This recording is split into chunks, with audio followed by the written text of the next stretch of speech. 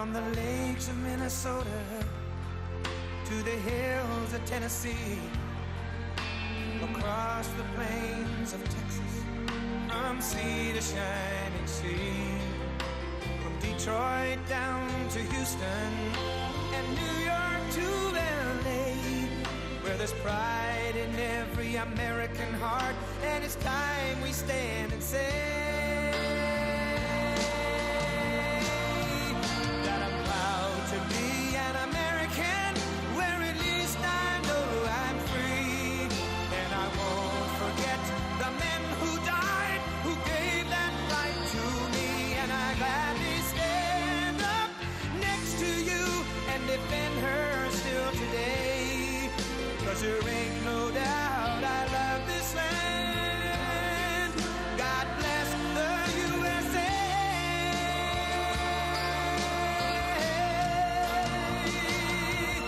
And I'm proud to be an American, where at least I know I'm free, and I won't forget the men who died, who gave that right to me, and I gladly stand up next to you and defend her still today, 'cause there ain't no doubt I love this land. God bless the USA.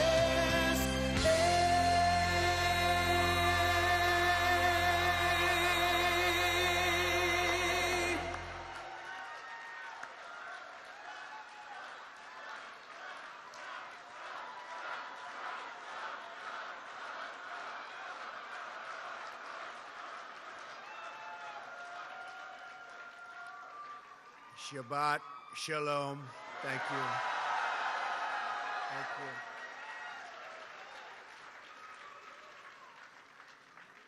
What a great day. Thank you, Norm, for that wonderful introduction and for your leadership of this truly tremendous organization. So many friends. I have so many friends out in the audience. Thank you very much for being here. Thank you. Thank you.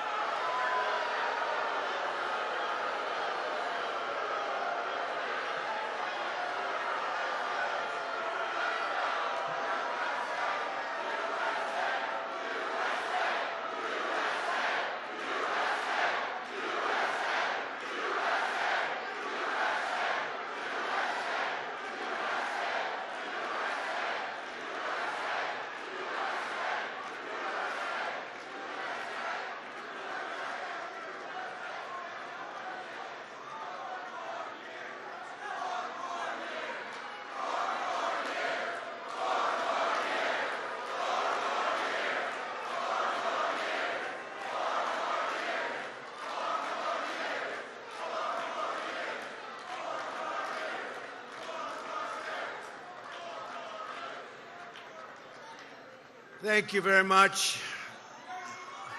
He's going back home to mommy. And he will be reprimanded. He will be reprimanded. She gets it. I'm truly thrilled to be back with so many friends, supporters, patriots at the annual conference of the Republican Jewish Coalition, which is now setting records. Here today is someone who has been with us from the very beginning, a true fighter for our shared values, your terrific executive director, Matt Brooks. Thank you, Matt. Thank you. Thank you, Matt. Also joining us are two great leaders you know very well, my good friends, Sheldon and Miriam Adelson. Great people.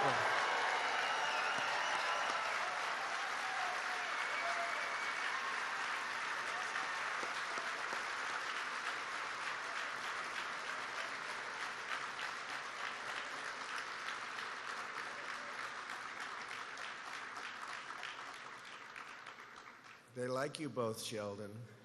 It's pretty good. Last year it was my honor to award Miriam the Presidential Medal of Freedom. That's a big deal.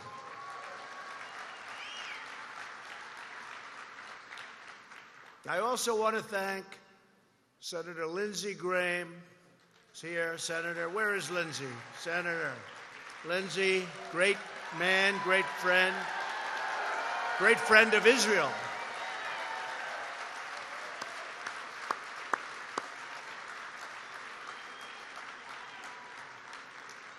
Thank you, Lindsey. A man who fights all the time for Israel and for everything else. Another great senator, David Perdue, Georgia.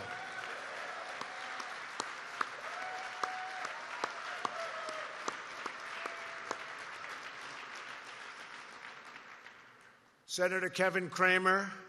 Where's Kevin? Kevin. Thank you, Kevin. He fought a battle you wouldn't believe it. He beat somebody by 11 points that was unbeatable. That's pretty good, Kevin. I said, you can do it. That was my only thing. I said, you can do it. He won by a lot. And he's a great gentleman, and he's a big, big fan and supporter of Israel, as well as a really terrific leader. He's our leader, Kevin McCarthy.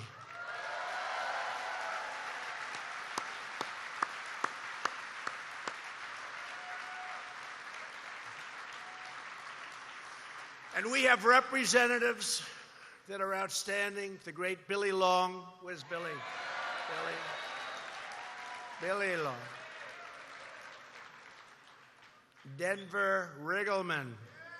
Denver. Thank you. Thank you, Denver. Michael Waltz. Thank you, Michael. Great job you do, Mike. And a very good friend of mine also, Lee Zeldin.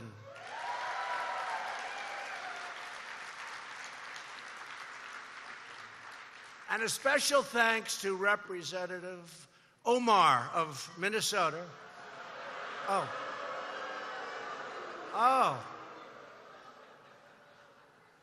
I forgot.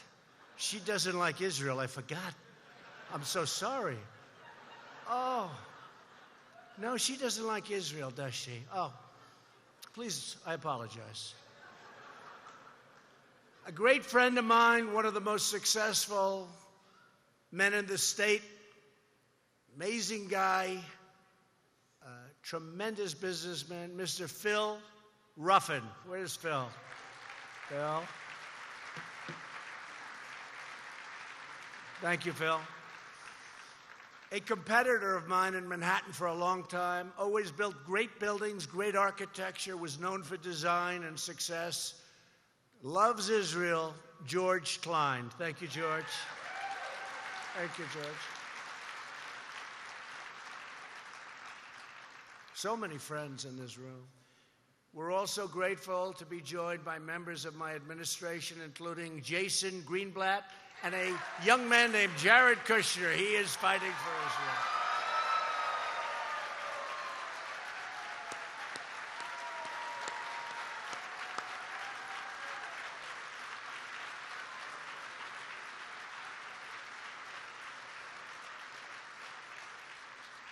Thank you very much. Great job.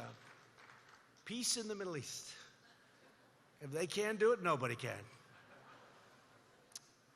David Friedman, your ambassador to Israel. He loves Israel. He's doing an incredible job. Thank you, David. Finally, to every member of the Republican Jewish Coalition, thank you for your incredible support and your outstanding commitment to our country, to our safety, and to electing more Republicans. We need more Republicans. Let's go so we can win everything. Over the next 19 months, I know that the Republican Jewish Coalition will help lead our party to another historic victory. And by the way, we did very well at 18. You can ask David and Lindsey. We won the Senate. We took on two more. There were 3 or 4 that were very close that weren't supposed to be. All of a sudden, that didn't happen, and we're going to talk about that, I think, when we get back to Washington. But I'll tell you what, we picked up 2 Senate seats, and now it's 53 to 47, and we have 53 great senators. And when it comes to appointments, when it comes to the United States Supreme Court, when it comes to approving all of the judges, way over 100 judges, federal judges, you need the Senate. We did well. They don't like to talk about that. They don't like. And I don't have enough time. So many people in the House. But the people I went for, like in Kentucky, Matt Barr, he won. He was down, he won. We won so much. We won in Georgia, great governor, Brian Kemp. They had President Obama. They had Oprah. They had Michelle Obama. They were going for their new star in the party. And I was going for Brian. All he had was Trump. You know who won? Brian won. Brian won. And the governor of a great state known as Ohio. You have a great governor. He was not expected to win. He campaigned brilliantly. We did some incredible rallies. He won by almost 7 points. He won easily. So Mike is great. And the governor of Florida. Governor of Florida. That was supposed to be a close race, and it was a tough race, but we won that one. And Oklahoma and many other places, we did so well. We get no credit. Fake news. We get no credit. We get no credit. Let's just keep winning. I'd rather have it that way than get too much credit and not win. That happens too to some people. Doesn't happen to me. When I spoke to you as a candidate 3 years ago, America's economy was stagnant, our military was depleted, and the relationship between the United States and Israel was at probably the lowest point in history. How the hell did you support President Obama? How did you do it? How did you do it? How did you support the Democrats? Yeah, you guys didn't. I think probably most of the people in this room didn't. You love Israel. But, you know, you look at the Iran deal. You look at so much that was done so negatively. Now, just 3 years later, I stand before you as the President of the United States to report on a very different situation. Under Republican leadership, America's economy is the hottest anywhere in the world, and it's not even close. Our military will soon be more powerful than ever before. $700 billion, $716 billion. This year, I don't know, David and Lindsay, I think probably in the 750 to 725 range. Have to do it. You don't have the military, all the stuff. Doesn't matter, does it, huh? You don't have to worry about inflation. You don't have to worry about anything. You got to have a strong, strong military. We'll have the strongest than we've ever had before. And the incredible bond between the United States and Israel has never been stronger than it is right now.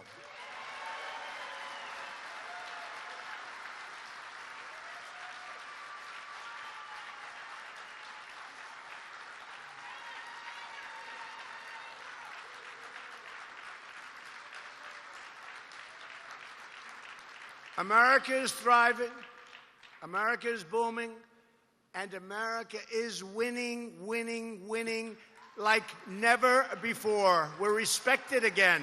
We are respected again. It's been a long time.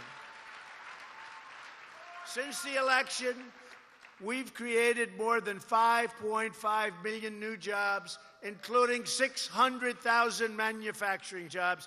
Things that nobody would have allowed me to say on the campaign trail. They would have said, oh, he exaggerates. After years of stagnation, wages are rising fast. Think of it. People had one job 21 years ago. They made more money in real dollars than they did 2 years ago with 3 jobs and 2 jobs. And now, for the first time, they have a choice. Our economy is so strong They can have a choice of jobs, and wages are going up. First time in many, many years. And one of the things that makes me happiest, frankly, is that they're going up most quickly for the lowest income Americans. Great, right? Great. Our unemployment has reached the lowest level in more than 50 years. And we will be breaking that record, I believe, pretty soon. We slashed 30,000 pages of job-killing regulations from the Federal Register, an all-time record. It doesn't matter if they were there for 4 years or 8 years or 10 years in one instance. We really did something. We had, take a look at FDR. All of those years, nobody slashed them like us. You had a 4-termer. You have a lot of 2-termers. And in less than 2 years, and I happen to believe that that was as important and maybe even more important than the largest tax cut in the history of our country that you also got.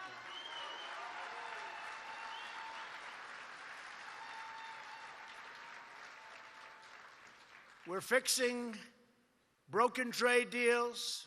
We're working on a trade deal now with China. We're doing very well, very well. Because of tariffs, we're making a deal that's very good. You'll be happy. If it happens, might not happen, but we have tremendous power. We have to tell our people that represent us in Washington that when countries, I'm not talking about China, I'm talking about many countries, when they're charging us 100% tax or tariff, when they're charging us 200 and 250 and 300%, and we charge them nothing, it's okay to charge them something. Maybe you could explain that to some of your people that say, oh, we don't like tariffs. I mean, we have a case where a certain country, India, is charging us, what great country, great friend, Prime Minister Modi, charging us over 100% for many things. We're charging them nothing for similar or the same product. And I have senators that say, you can't do that. It's not free trade. Where do they come from? Where do they come from? It's not free trade. I don't know. Where's David? You got to work on these people, David. Where's Lindsay? Will you please work on them? It's the craziest thing. It's stupid trade. We have so much stupid trade. We lost, for many years now, $800 billion a year in trade. Who the hell makes these deals? You're probably saying to yourself, those are not good negotiators. Actually, Democrats made a lot of them, but Republicans made a lot of them, too. That's the amazing thing. They made a lot. 800 billion, but we're getting it back. We're getting it back. We're going to be getting a lot of it back.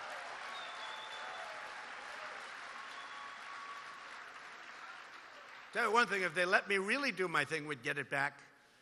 But I have to be a little bit politically correct by saying it's okay if we lose 20 billion with a country, because we want to be nice. We want to be nice to everybody. We're cracking down on countries that cheat. We're replacing NAFTA with the brand new U.S.-Mexico-Canada agreement, the USMCA. NAFTA was the worst trade deal ever made. Many of you people have factories and plants. They're still empty. They signed NAFTA, and it was that great big sucking sound. Remember that? Remember that? Ross Perot, great big sucking sound. That's what happened. They left. They went to Mexico. They went to Canada. They went to a lot of places. It was a bad thing for us.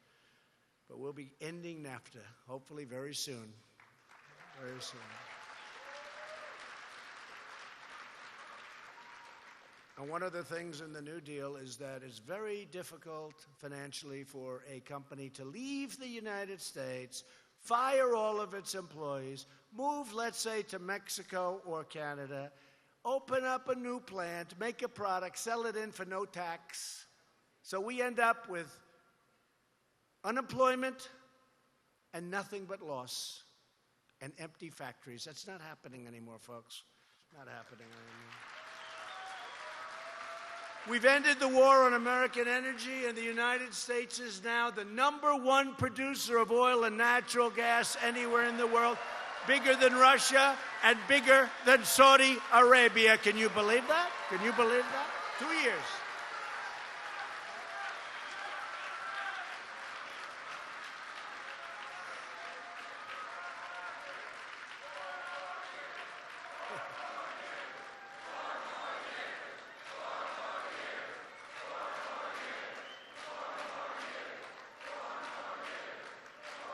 Thank you very much.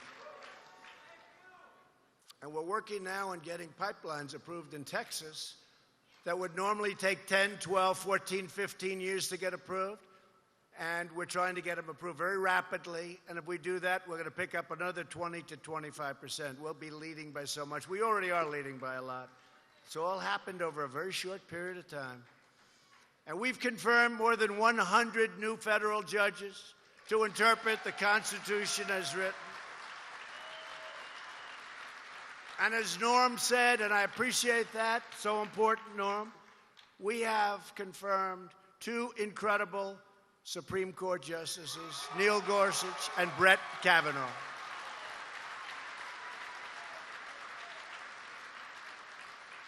Don't let the Democrats take it away from us. They'll take it all away. They'll take it all away, including the judges. With the help of Republicans in Congress, we have secured record funding for our military. Our military is now going to be stronger than ever before.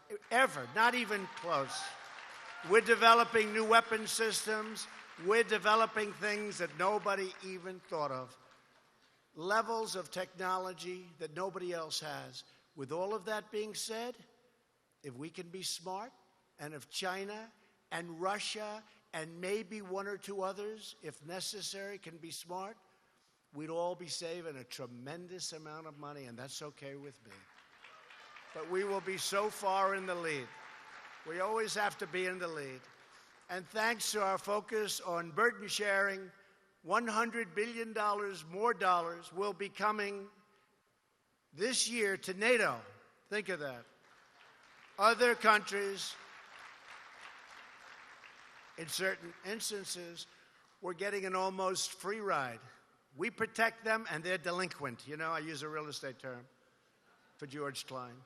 He understands. He understands the word delinquent. They were delinquent. I said, you got to pay. President Obama got in. He made a nice speech, but he forgot to mention you got to pay. President Bush was wonderful. They didn't mention you got to pay. And you got to mean it, not just mention, you got to mean it. I said, you got to pay, because we're in a position. Everybody wants us. But how do you do that when people aren't paying? How do you do that? We feel foolish. We feel like fools. We're not going to be fools anymore. We've been a fool as a nation for so long. We're not going to be fools anymore. Last year, I withdrew the United States from one of the most dangerous, one-sided deals ever negotiated, the disastrous Iran nuclear deal. They wanted to kill Israel. They wanted to destroy Israel.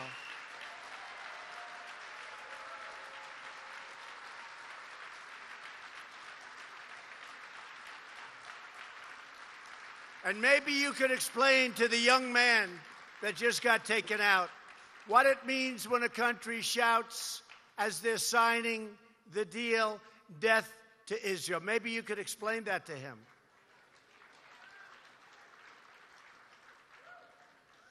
We've now imposed the toughest ever sanctions on the Iranian dictatorship. And it is not the same country it was when I took power. When I took over the presidency, I will tell you, one of the first meetings I had was at the Pentagon.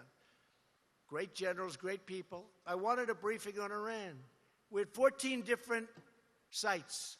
They were all very, very dangerous, blow-ups all over. They were either behind it They had mercenaries, they had money, or they had their own soldiers there, all over the Middle East. It's a whole different story today, folks. They have riots in the streets. They have very little money coming in. A lot of things have changed. North Korea, we're getting along with North Korea. Let's see how it works out.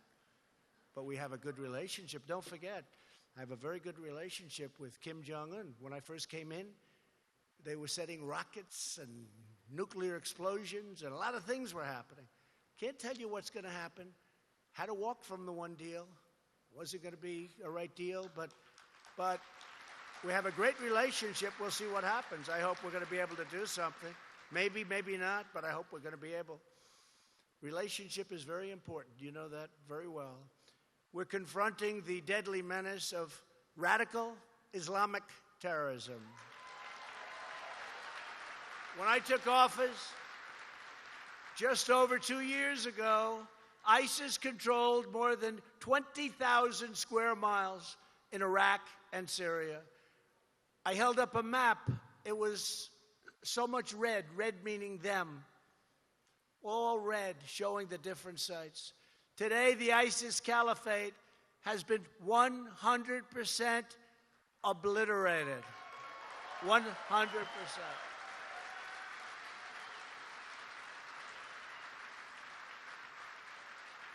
And my previous general said that it was going to take, sir, it will take 2 years. I flew to Iraq. I met a different group of generals. Sir, we can do it in 1 week. I said, you can take a little longer than that. They did it in a few weeks. They're great, right? Raisin Cane. His name is Raisin. What's your first name? Raisin. Raisin.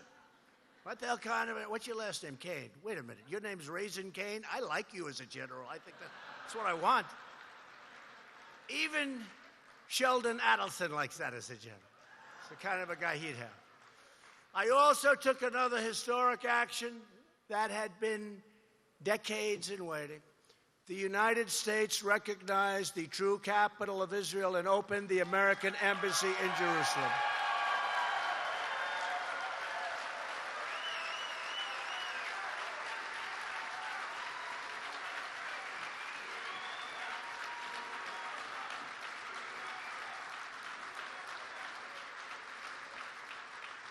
Because unlike other presidents, I keep my promises.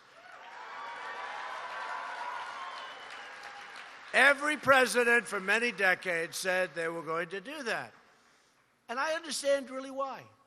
Because when it was determined that maybe I'd do it, maybe there was a chance, the calls I got from leaders of other countries were unbelievable.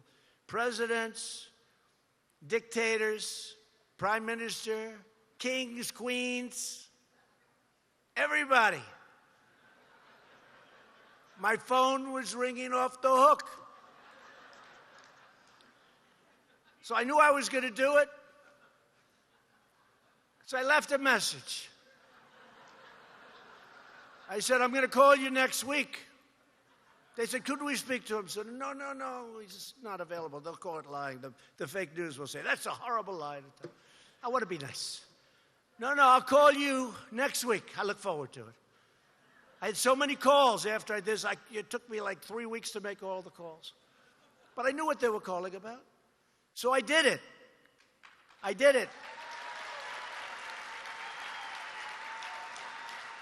Then I started calling people back. King, how are you? How have you been? I called you last week. I said, what's up? Well, I wanted to talk to you about Israel and the embassy in Jerusalem. I said, look, I'm sorry, I wish I would have known. I did it yesterday. Right? It's much easier. But I now know why other presidents, I don't really hold it against them other than they didn't keep their promise, right? They didn't keep their promise, David. So that's the way it is. And we got you something that you wanted. I can tell you, Sheldon and Miriam, that is the most important thing I think that's ever happened in their life. They love Israel. Right? So, but I can now understand, because I always said, why wouldn't they do it? Why? Why are they doing it? Why wouldn't they just do it? They campaigned, we will this and that, Israel, Israel.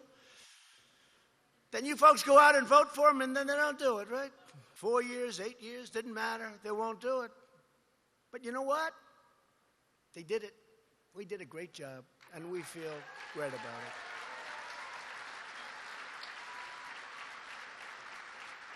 And then last week,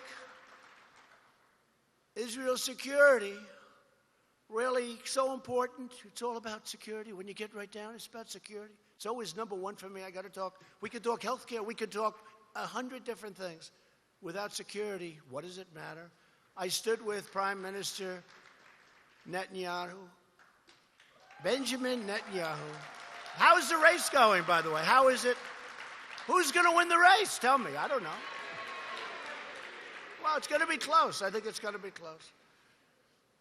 Two good people. But I stood with your Prime Minister at the White House to recognize Israeli sovereignty over the Golan Heights.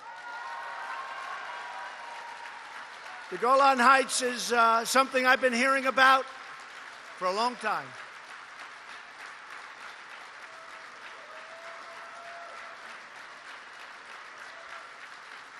The Golan Heights. So I was talking to Ambassador Friedman, and not about this. They've been trying to get that approved, as you know, for 52 years. They wanted recognition from the United States on the Golan Heights. They had 32 summits, meetings, big meetings over many, many decades about the Golan Heights. I'm talking to your ambassador. Jared was there.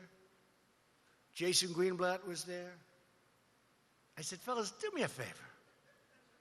Give me a little history, quick. I want to go fast. I got a lot of things I'm working on. China, North Korea. Give me a quickie.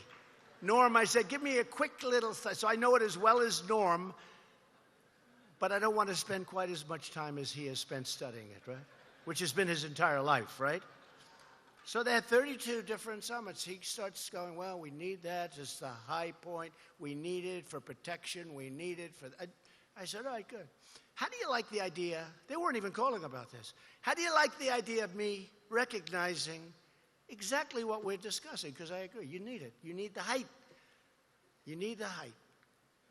A great general said, always fight downhill. Never fight uphill. A lot of battles are lost where these generals want to fight uphill, right? You need the height. So I said, David, what do you think about me recognizing Israel and the Golan Heights? He said, would you actually do, and this is a great deal maker. It's one of the most successful lawyers, gave it all up in order to be your ambassador. Gave it all up. What do you think of it, David? And he goes, and this is a very strong, ambitious guy, like a wonderful, beautiful baby. He said, you would do that, sir? I said, yeah, I think I'm doing it right now. Let's write something out.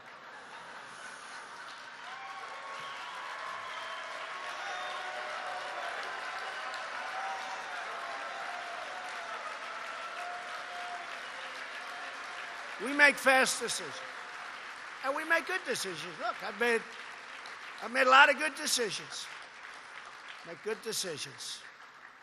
And we got something beautiful, talking about security, talking about the greatness of Israel. And I went, bing. It was done. Then I watched, well, look at all those cameras. Then I watched the fake news, and they said, we have breaking news. President Trump has just committed to the Golan Heights. And it was a big, big story for 2 days. Everyone's happy. No repercussions. No, and there won't be. And we're there to protect Israel, so there won't be.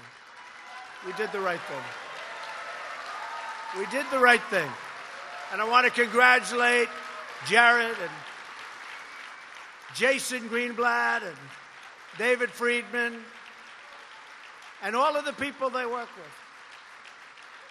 And a big thing for me, and some of you won't like this maybe, but I would love to see peace in the Middle East.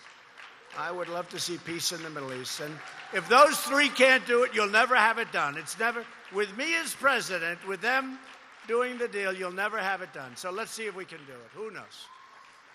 Under my administration, the United States will always support Israel's right to self-defense.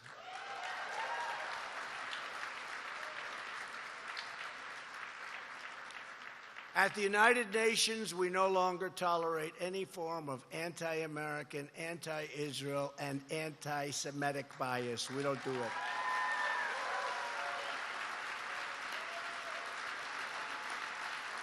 For example, the United Nations Human Rights Council has repeatedly denigrated America and Israel while, and you know this, you've heard this, while ignoring the world's worst human rights abusers.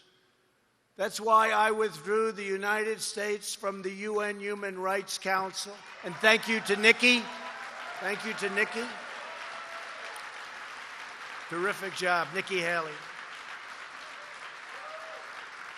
With your help, we are making incredible strides on behalf of the American people, and we are just getting started.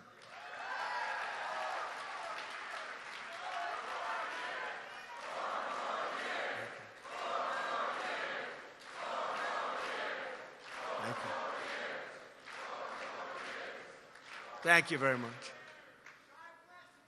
Thank you very much. And that guy that just said that, he used to hate me. Can you believe it? He used to hate me. Thank you very much. I appreciate it. But while Republicans fight to protect the jobs and safety of all Americans, Democrats are advancing the most extreme partisan agenda by far in American history. You see what's happening. You see what's happening. People aren't fighting for Israel in Congress, large numbers of people. You saw what took place 3 weeks ago. It was shocking. That couldn't have happened. It could not have happened just a few years ago. Could not have happened. If implemented, the Democrats' radical agenda would destroy our economy, cripple our country, and very well could leave Israel out there all by yourselves. Can't do that. More than 100 Democrats in Congress are promoting the biggest government power grab in U.S. history, the $100 trillion Green New Deal proposed by a wonderful young bartender, 29 years old. 29. No, I like her. She's 29 years old. We take trains to Europe, Hawaii, and Australia. That's a problem.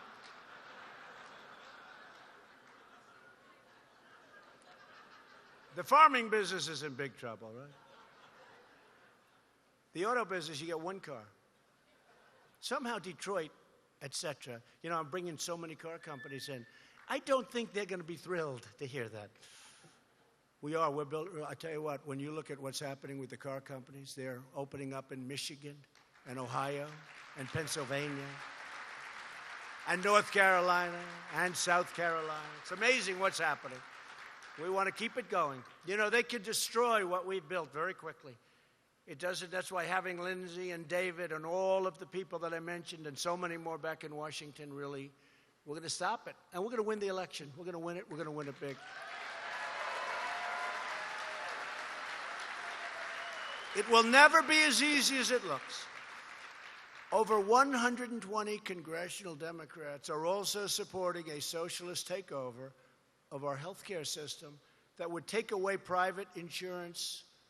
If you take a look at this, 180 million people will lose their private health insurance. And you're finally happy. You're happy. We've done a lot of work on that. You're happy.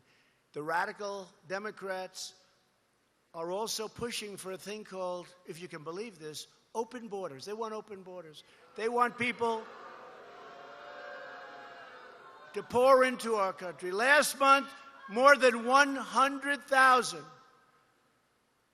illegal migrants were apprehended at our border. Apprehended. Think of this. Hundreds of thousands of people. And we're on pace to apprehend more than 1 million illegal migrants this year. 1 million. They're coming up because of the economy. They're coming up because our laws are so bad from the Democrats. Catch and release. You catch them, and you release them. Oh, that's wonderful. If they put 1 foot on our territory, if they start climbing a fence and they're on the Mexico side, welcome to the United States. Think of it. It's the craziest thing. They have a visa lottery, Democrats. A visa lottery. A lottery. Countries, a lottery. You pick out a name. Do you think they're putting their finest? Do you think they're putting their great people there? No. And then people come in and you see what happens with the crime and murders. 4,000 murders last year. 4,000. How stupid can we be to put up with this? How stupid can we be?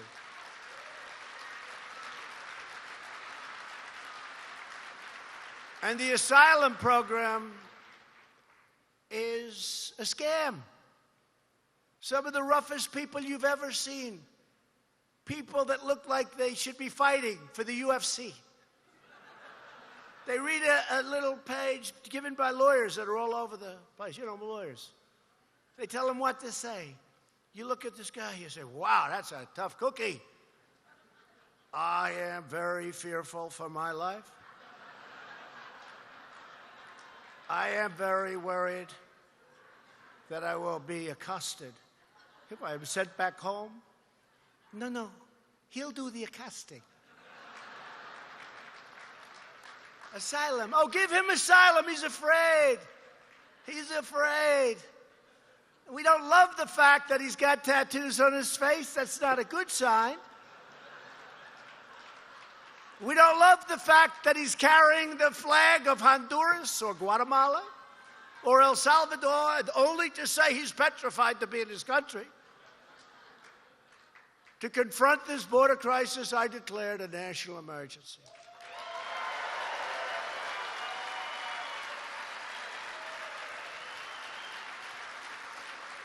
And David Perdue and Lindsey Graham helped me. A lot of people helped us. When congressional Democrats tried to reverse my order and terminate vital border security operations, I very proudly issued my first veto.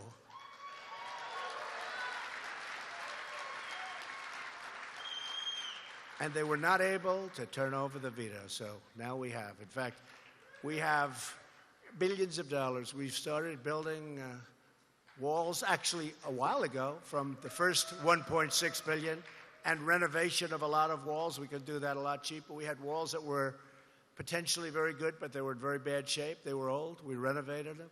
We have got a tremendous amount we're going to put out lists, but we will have hundreds of miles before the end of next year.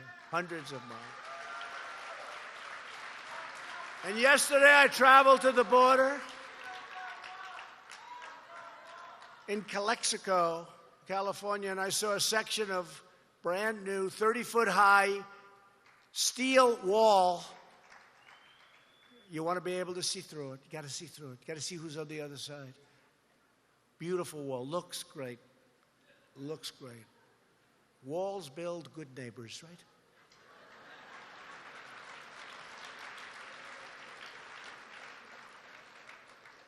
No, we have to take care of ourselves. And I have to say, I said I was going to close the border. It's gotten so bad. I said, we're closing the border.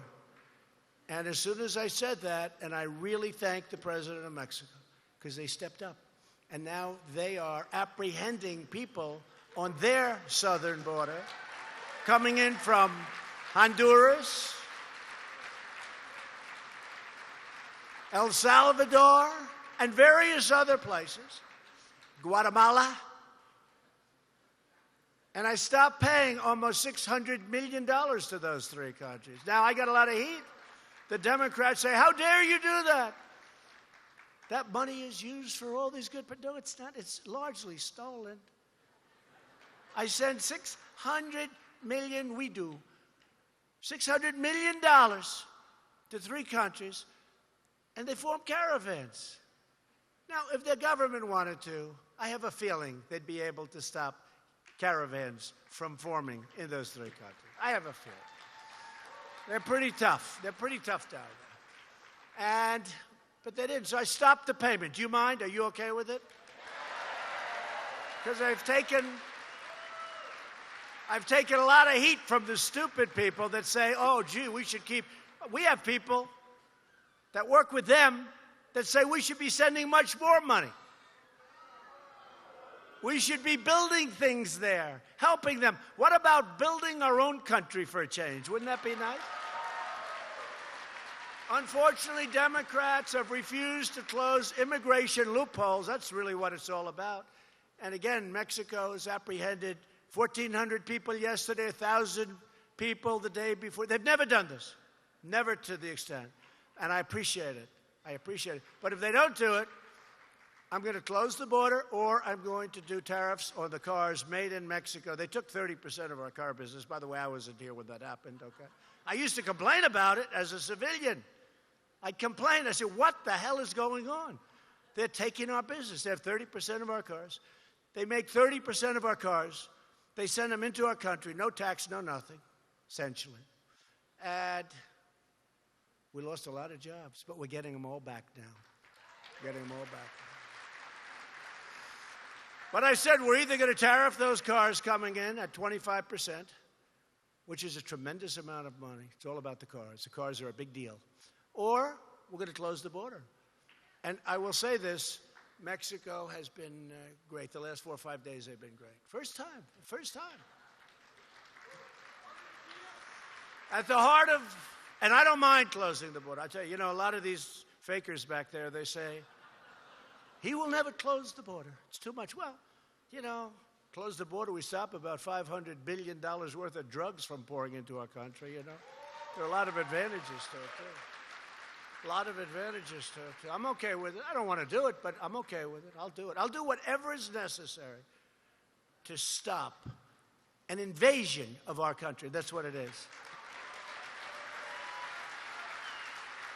At the heart of the crisis are the Ninth Circuit rulings in the Flores case and the Trafficking Victims Protection Reauthorization Act, driving a staggering surge of illegal families and minors into the hands of our incredible Border Patrol people. They've done an incredible job. What they do is incredible. I was with them yesterday. So Congress must end catch and release so that illegal border crossers can be quickly and safely returned to their home. Get out. Sorry, can't handle it. And I told my people yesterday, our country's full. We're full. Our system's full. Our country is full. Can't come in. Our country is full. What can you do? We can't handle it anymore. Our country is full. Can't come in. I'm sorry. It's very simple.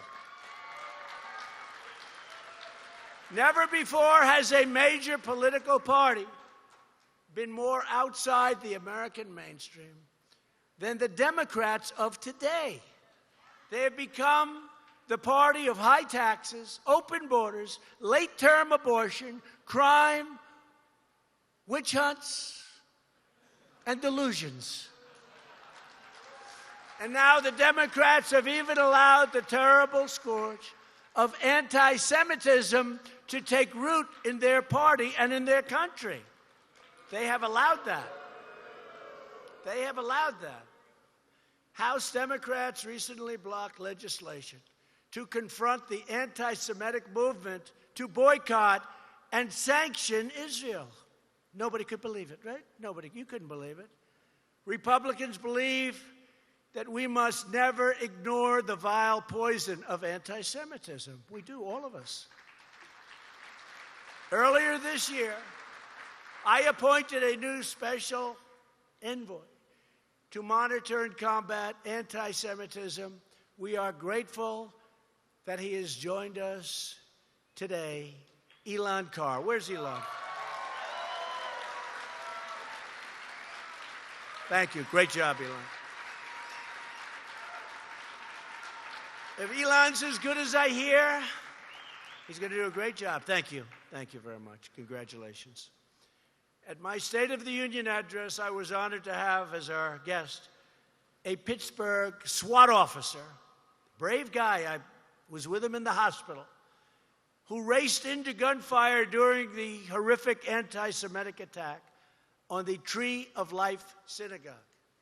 He was shot 7 times, badly injured. He endured 12 surgeries, and he's going to have to endure quite a few more.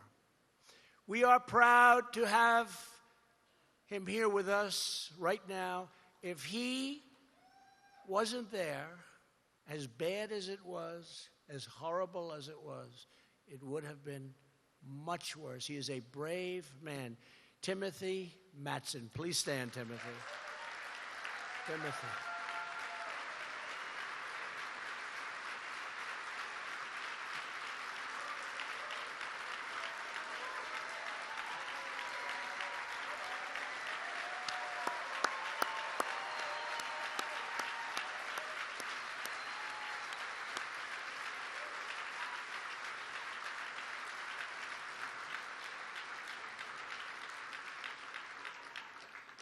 I saw him right after this horrible event, this horrible happening, and he was laying in the hospital. He had bullet wounds all over. He's a massive guy. I looked at the chest. I mean, he's got like this, and it's muscle. Thank God you're massive, and thank God you had a lot of muscle, because very few people could have taken what you took, Timothy. And your friends, they had such respect for him. His fellow officers, they had such respect. Thank you. Glad to see you better. That's great. Glad to see you better. Amazing. What he went through. Today we also honor 2 more American heroes, Mordecai Lichtenstader and Simki Sin. I love that name. Both from Brooklyn. I know Brooklyn very well. My father, Fred Trump. I love my father. Brooklyn. Spent a lot of time in Brooklyn. You learn a lot in Brooklyn. You get through Brooklyn, you got to be smart. 2 years ago, Mordecai and Simki traveled to Jerusalem, where they prayed at the Western Wall. Soon after they left the holy site, they saw a terrorist stabbing an innocent Israeli police officer. Racing to the scene, Mordecai pulled the attacker off the soldier and was about to be stabbed himself. It was happening when the badly wounded officer summoned the little strength that he had left and shot and killed this very violent terrorist.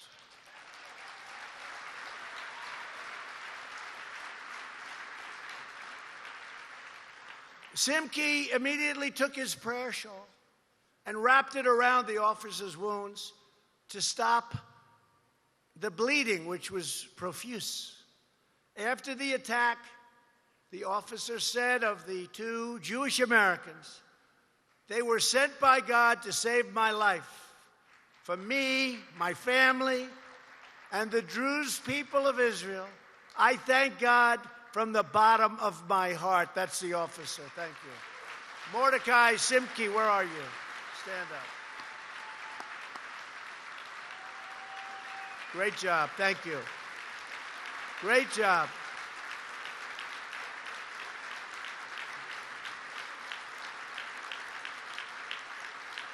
Great job. Thank you very much.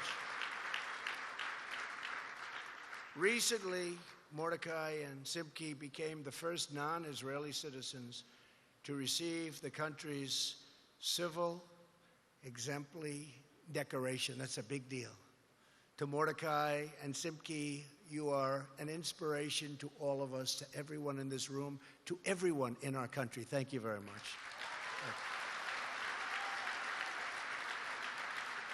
The three American heroes we recognize today are a powerful reminder of the timeless values that bind us together as one nation and that forge our deep and lasting friendship with the people of Israel. We honor our history. We treasure our traditions. We cherish life. We love our families. We defend our sovereignty. We fight for our freedom. And we place our trust in the hands of Almighty God.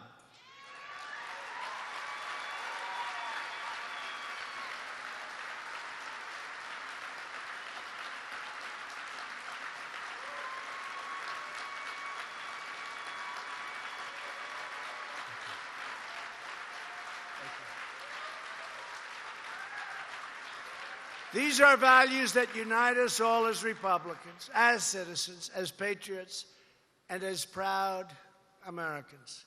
Every day of my presidency, we fight on behalf of hardworking citizens who pay their taxes, follow our laws, raise their children, protect our communities, and make this the greatest nation ever to exist on the face of earth. This government is their government, and this land is home. These American patriots have always been loyal to our country, and we will forever be loyal, we swear, to them.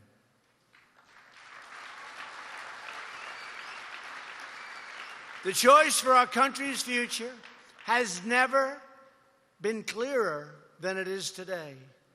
The Republican Party is the party for all Americans. It will be the party for great health care. You watch. We are the party of the American worker. We are the party of the American family.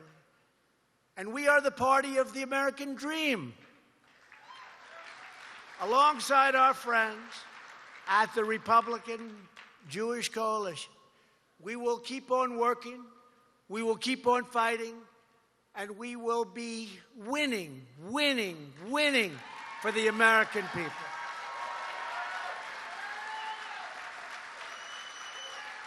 With your help on November 3rd, 2020, can you believe it's right around the corner? Think of it, right around the corner.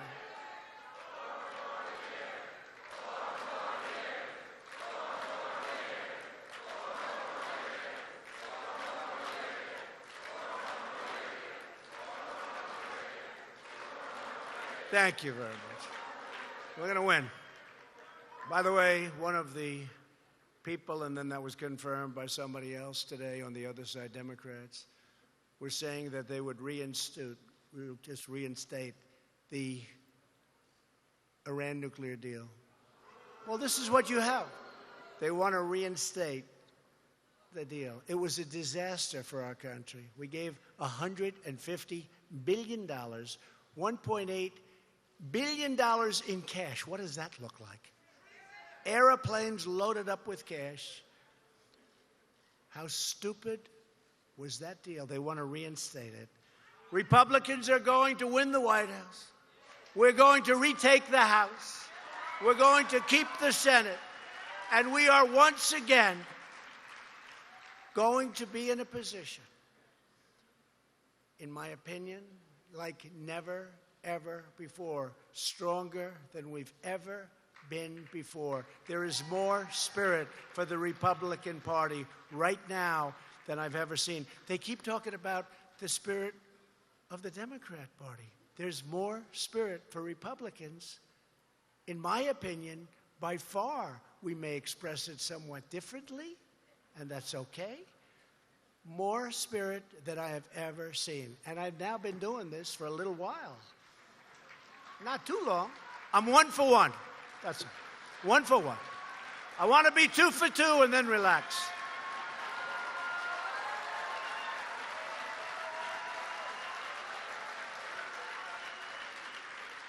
And together with the love, the prayers, and devotion of everyone in this room, credible people, and the millions of patriots across our land, We will make America great again for all Americans, greater than ever before. Thank you, and God bless you all. God bless America. Thank you.